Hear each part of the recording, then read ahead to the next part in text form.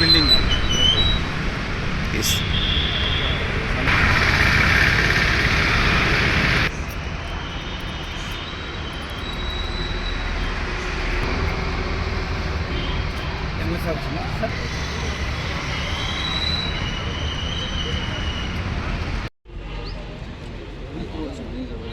ఈ మోడల్లో ఫస్ట్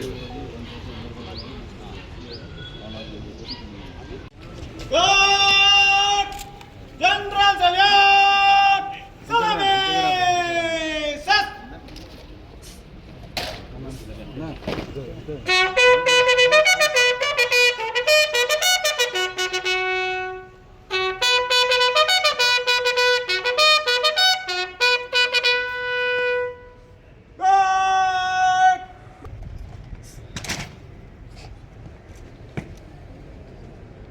श्रीमान गार्ड आपका निरीक्षण के लिए हाजिर है।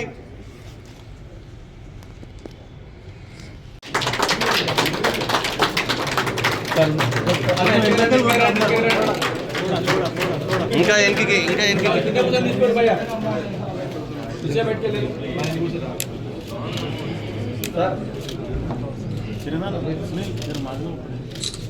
వస్తున్నా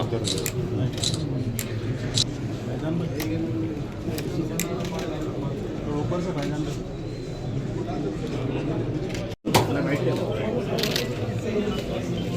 यार खबर का लिया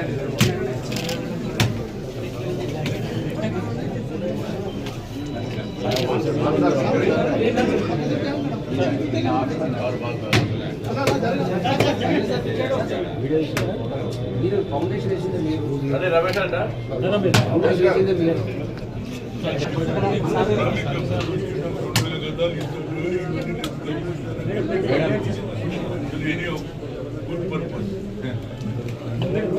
ఇవన్నీ పర్మనెంట్ అసెట్స్ సార్ మనం ఉంటాం police station MRO office RDO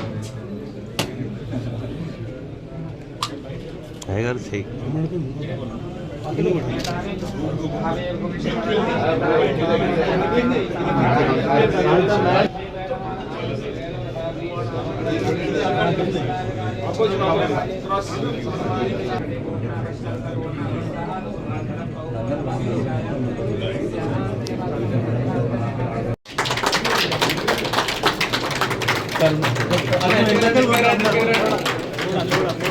ఇంకా ఎన్కి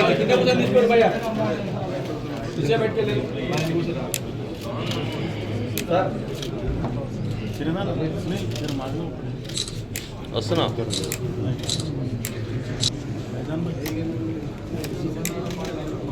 ऊपर से भाईजान अरे देख अच्छा गुजरा का था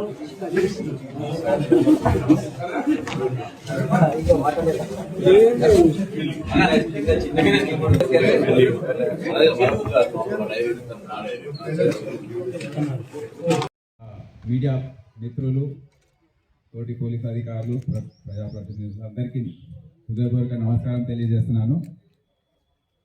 ఎన్నో రోజుల నుండి వేచి చూస్తున్న ఈ ఇనాగ్రేషన్ ఈరోజు జరుగుతున్నందుకు చాలా సంతోషంగా ఉంది. నేను రెండోసారి ఇక్కడ బాధ్యతలు తీసుకున్న తర్వాత అప్పుడు గణేష్ నిమజ్జనం సమయం అందరినీ కలవడానికి ఇక్కడ ఈ జోన్ ఆఫీసర్స్ని కలవడానికి ఇక్కడికి వచ్చాను. వస్తే అప్పుడు ఈ బిల్డింగ్ చూపించారు. సార్ ఇట్లా కట్టేసి ఉంది, ఫర్నిచర్ లేదు, కొన్ని ఇంకా చిన్న చిన్న పనులు ఉన్నాయి, ఒక 15-20 లక్షలు అవుతాయని చెప్తే నేను వెళ్ళి మళ్ళీ ఆఫీస్లో కనుక్కున్నాను. వెల్ఫేర్ ఫండ్లో కేవలం 1 లక్ష రూపాయలే ఉన్నాయి. మరి ఇదేంట్రా హైదరాబాద్ సిటీ పోలీస్ పరిస్థితి ఈ విధంగా ఉందని అప్పుడే అదే సమయానికి మన ఎగ్జిబిషన్ సొసైటీ వాళ్ళు పర్మిషన్ కోసం వచ్చారు. సో వాళ్ళు ఎవ్రీ ఇయర్ మాకు ఏదో డొనేషన్ ఇస్తారు. సో నేను 15 లక్షల రూపాయలు మాకు కావాలి, ఈ జోన్ డీసీపీ ఆఫీస్ మేము కంప్లీట్ చేయాలి, దయచేసి మీరు ఒక చెక్ రాసి ఇవ్వండి, మేము ఆ ఫర్నిచర్ ఇదంతా కొనుక్కొని ప్రారంభిస్తామంటే వాళ్ళు ఇచ్చారు. అది కూడా అన్నీ తయారు చేసుకొని దాదాపు 2 నెలల నుండి ఇనాగ్రేషన్ మరి ముఖ్యమంత్రి గారు కూడా సమయం ఏమైనా ఇస్తారు అని చూసాము. మరి పొన్న ప్రభాకర్ గారు నిన్న రిక్వెస్ట్ చేస్తే వారు ఇమీడియట్గా అంగీకరించి ఈరోజు ప్రారంభానికి వచ్చారు. చాలా సంతోషంగా ఉంది. ఈరోజు ఈ ఫైనల్గా ఈ DCP E zone office start అయ్యింది. రేపటి నుండి ఇక్కడ నుండే వారు ఈ జోన్ డీసీపీ బాలస్వామి గారు వాళ్ళ విధుల్ని నిర్వర్తిస్తారు. దీనికి పెద్ద చరిత్ర ఉంది. ఈ జోన్కి ముందు హైదరాబాద్ సిటీలో 2 జోన్లు ఉండేది, నార్త్ సౌత్. మళ్ళీ తర్వాత 1982లో 2 జోన్లు ఇంకా ఏర్పాటు చేశారు, west and east zone. So అప్పటి నుండి ఈ ఈస్ట్ జోన్ ఆఫీసు బషీర్బాగ్లో ఇప్పుడు మా ప్రస్తుతం ఉన్న పాత సిపి ఆఫీస్ ఇప్పుడు కూడా అక్కడ కొనసాగుతుంది. 5th ఫ్లోర్లో సిసిఎస్ అంతా షిఫ్ట్ అయింది. అక్కడ ఉండేది DCP east zone office. So CP office కడుతున్నారని ఆ బిల్డింగ్ని కూలగొట్టి డీసీపీ ఈ జోన్ ఆఫీస్ గృహకల్పాకి మార్చారు. సో నేను 2001లో డీసీపీ ఈ జోన్గా పోస్ట్ అయ్యాను. నేను కృష్ణా జిల్లా ఎస్పీగా ఉన్నప్పుడు అక్కడ నుండి డీసీపీ ఈ జోన్గా నాకు పోస్టింగ్ వచ్చింది. నేను వచ్చి ఫస్ట్ గృహకల్పలో గ్రౌండ్ ఫ్లోర్లో ఏదైతే ఆఫీస్ ఉండిందో అక్కడ నుండి నేను పనిచేశాను.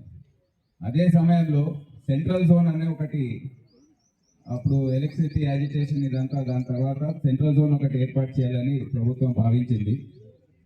ఈ జోన్ నుండి నన్ను డీసీపీ సెంట్రల్ జోన్గా వేశారు.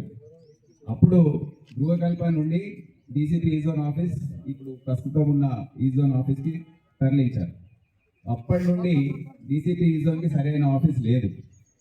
సో సుదీర్ఘకాలంగా ఇప్పుడు రమేష్ గారు చాలా 5 సంవత్సరాలు, దాదాపు 6 years ఇక్కడ ఆల్మోస్ట్ డీసీపీ ఈ జోన్ పోస్ట్లో ఉన్నారు. సో వారి సమయంలో ఇది ఒక రూపు దిద్దుకొని ఇది ఒక స్టేట్కి వచ్చింది. దీన్ని ఒక ఈ జోన్ ఆఫీస్ డీసీపీ ఆఫీస్ కట్టాలని. సో వారు ఇప్పుడే చెప్పారు అప్పుడు ఏమేమి చేశారని దీని గురించి. దాని తర్వాత 2018-20 విధంగా మెల్లగా ఈ కన్స్ట్రక్షన్ అంతా పూర్తయి ఫైనల్గా నిధుల కొరతతో కొద్దిగా ఆలస్యమైంది, కానీ ఫైనల్గా ఇప్పుడు కంప్లీట్ అయినందుకు చాలా సంతోషంగా ఉంది. పోలీస్ హౌసింగ్ కార్పొరేషన్ అధికారులకు నేను రిక్వెస్ట్ చేస్తున్నాను, మా సిటీ పోలీస్లో ఇంకా ఒక 6-7 పోలీస్ స్టేషన్లు ఇదే విధంగా కొన్నింటిలో పనిచేస్తుంది. పోలీస్ స్టేషన్ అంటే దాంట్లో కొన్ని పనులు ఇంకా మిగిలి ఉన్నాయి. ఇవన్నీ కూడా ఇనాగ్రేషన్కి రెడీగా ఉన్నాయి. సో మనం ఇద్దరం సమన్వయంతో కూర్చొని ఇంకా ఏమేమి పనులు పూర్తి చేయాలి, ప్రభుత్వం నుండి ఏమేమి నిధులు రావచ్చు, మేము లోకల్గా సిఎస్ఆర్ రూపంలో ఏదైనా తీసుకొని అది కంప్లీట్ చేయాలా అనేది వర్కౌట్ చేసి, అదే కాకుండా ఇంకా ఒక 20-25 పోలీస్ స్టేషన్లు, ఆఫీసర్స్ బిల్డింగ్స్, ఏసీపీ ఆఫీసులు, ట్రాఫిక్ బిల్డింగ్లు ఇవన్నీ కూడా శాంక్షన్ అయి ఉన్నాయి. అవన్నీ కూడా దాన్ని రివ్యూ చేసుకొని మనము ముందుకు వెళ్ళాలని నేను కోరుతా ఉన్నాను. అదే ఇప్పుడే చెప్పినట్టు ప్రభుత్వం ఎప్పుడు కూడా లా అండ్ ఆర్డర్ గురించి చాలా క్లియర్గా ఉంటారు.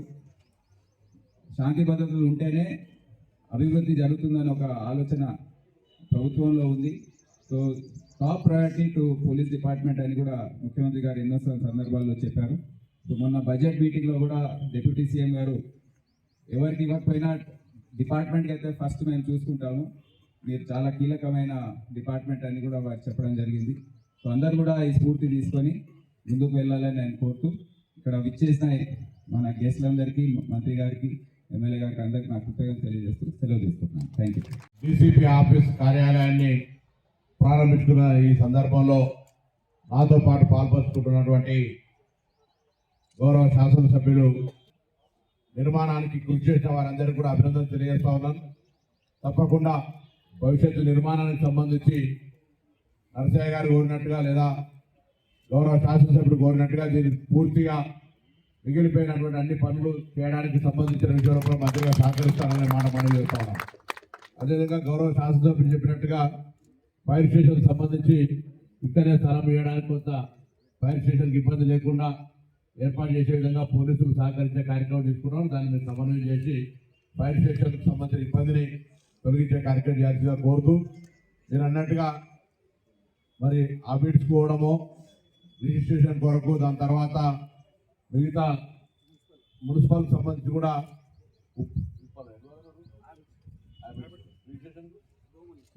రిజిస్ట్రేషన్ దోమలు కూడా ఆఫీస్ అంటే చాలా దూరం కాబట్టి మరి మీరు స్థలం చూపెట్టినట్టయితే ప్రభుత్వ స్థలం వాటిని కూడా ట్రాన్స్ఫర్ చేయడానికి మరొక ప్రాబ్లం స్థలం లేకపోతే ఇబ్బంది కాబట్టి స్థలాన్ని చూపించినట్టయితే లేకపోతే ఎక్కడైనా ఓల్డ్ స్కూల్స్ నాట్ ఫంక్షనింగ్ ఉన్నా కూడా ఇతరత్ర ఏదైనా గవర్నమెంట్కు గతంలో కేటాయించబడి ఉపయోగించినటువంటి ఉంటే కూడా వాటిని రియలొకేషన్ చేయించి అవి ప్రారంభం చేయడానికి ప్రయత్నం చేయడం జరుగుతుంది. అదే ఎడ్యుకేషన్ ఇన్స్టిట్యూషన్ గురించి చెప్పినారు.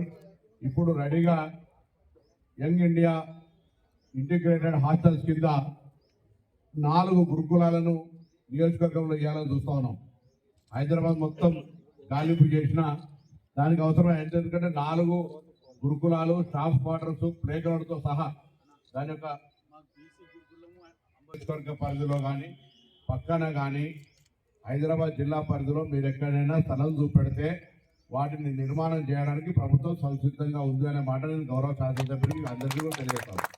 అదేవిధంగా ఈరోజు కార్యాలయం ప్రారంభం సందర్భంగా రాష్ట్ర ప్రభుత్వం పక్షాన శాంతి భద్రతలకు సంబంధించిన ఇష్యూ కావచ్చు, లేదా ప్రజలతోటి పోలీస్ సంబంధాలకు సంబంధించిన ఇష్యూ కావచ్చు, అన్ని రకాలుగా వాటితో పాటుగా హైదరాబాద్ బ్రాండ్ ఇమేజ్కు సంబంధించి ఈరోజు ఒక గట్టి పటిష్టమైనటువంటి పోలీసింగ్ ఉండడం వల్లనే మన గౌరవ ముఖ్యమంత్రి గారు కానీ విదేశాల్లో ఎక్కడికైనా వెళ్ళినా వేరే రాష్ట్రాల నుంచి ఇక్కడికి పరిశ్రమలు రాగలిగి ఇన్వెస్ట్మెంట్ వస్తూ ఉన్నాయంటే ప్రధానమైనటువంటి కారణం ఇలా శాంతి భద్రతలకు సంబంధించి ఎక్కడ కూడా ఇబ్బంది లేకుండా ఉండేటువంటి విధంగా పోలీస్ వ్యవహారం జరుగుతూ ఉన్నది. కాబట్టి నేరస్తులకు కఠినంగా అనేక సందర్భాల్లో గౌరవ ముఖ్యమంత్రి గారు చెప్పినారు.